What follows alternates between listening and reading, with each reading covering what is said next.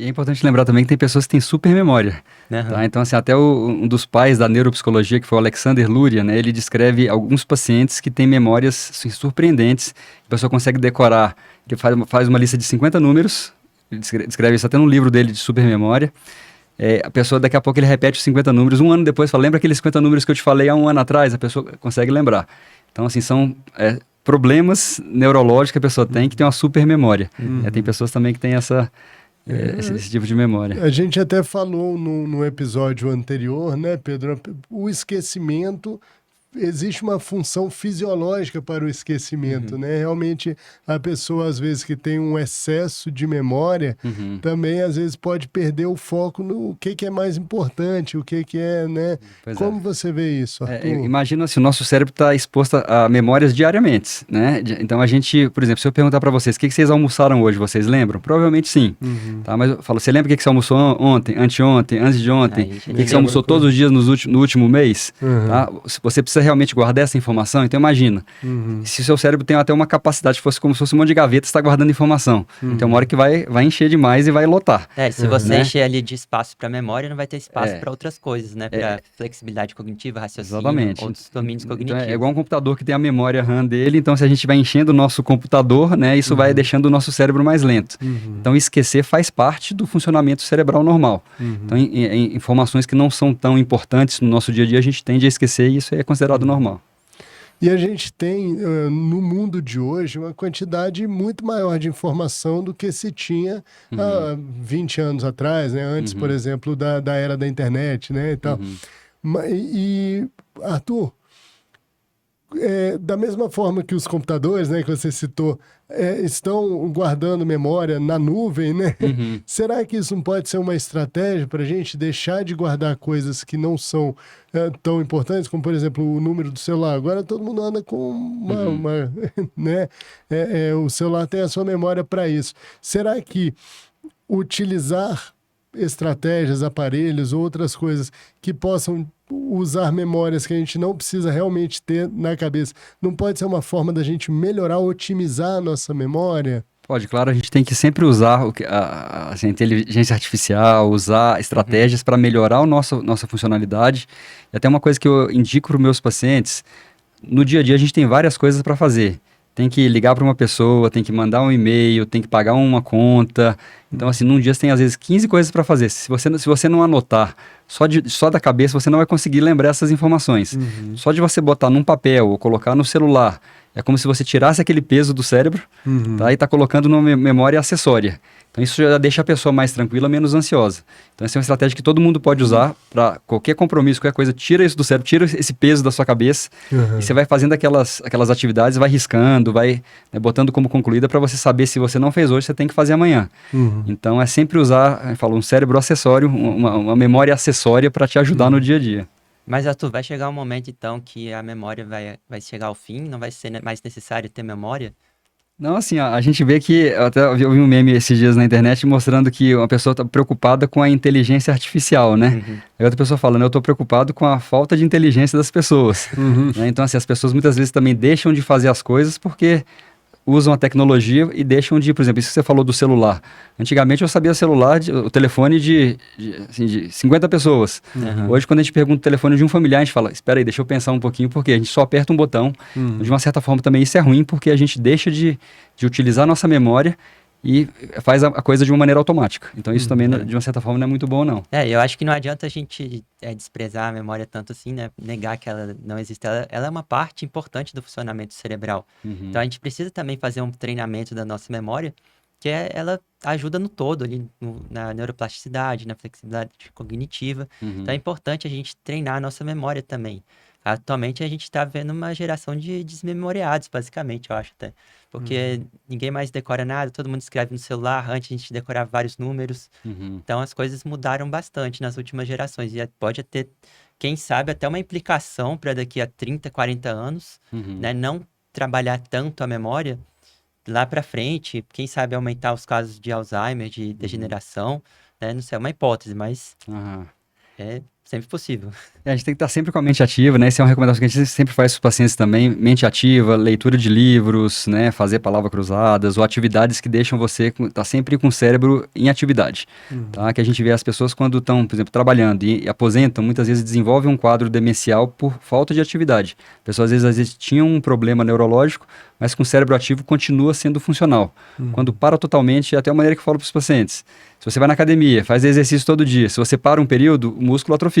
E o cérebro é a mesma coisa. Se você não está utilizando seu cérebro vai atrofiar. É importante exercitar o corpo e exercitar o cérebro também. Exatamente, né? Eu costumo sempre perguntar, assim, para os meus pacientes que estão com esquecimento, o que você faz durante o dia, né? Como é o seu dia?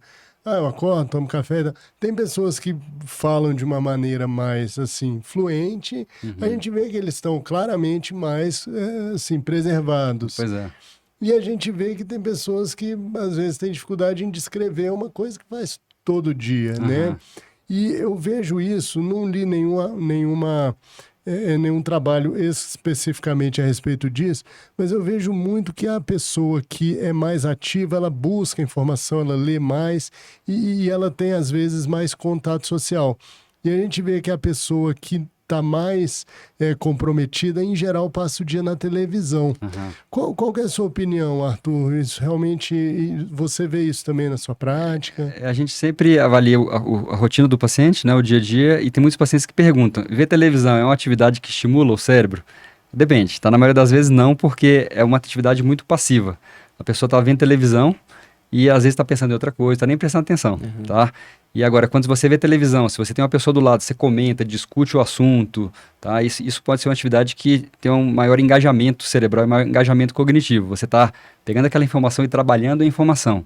É o que você falou, muitos pacientes que são mais ativos, a gente vê o paciente que tem mais facilidade de descrever as coisas, ele busca informação, então essa pessoa está mantendo o cérebro ativo.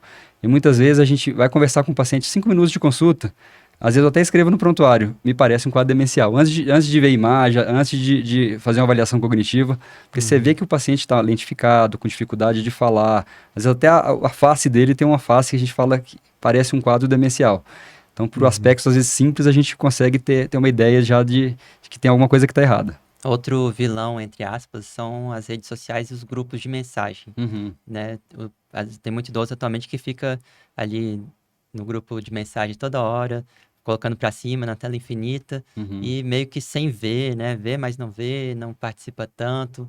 Então, eu acho que funciona mais ou menos igual a passividade da TV, né? Você só assiste a TV, mas não presta tanto atenção assim. Pois é, né? Interessante. E com relação assim, ao tratamento, Arthur, a gente sabe que tem alguns tratamentos que são mais clássicos, a gente sabe que muitas vezes os quadros de comprometimento cognitivo estão muito associados à depressão também, né? Às vezes tratar um quadro de depressão vai ajudar. Mas como você vê assim, a resposta atual aos tratamentos que existem? Especificamente na doença de Alzheimer, uma coisa que é importante falar para os pacientes e para os familiares, quando a gente começa um tratamento medicamentoso, a gente não vai voltar à memória o que era antes, tá? E a ideia do tratamento é estabilizar o quadro para os sintomas não evoluírem de uma maneira tão rápida. Mas mesmo com o tratamento atual que a gente tem, o paciente pode continuar perdendo a memória e tendo mais dificuldade cognitiva, que é a evolução da doença por ser uma doença neurodegenerativa.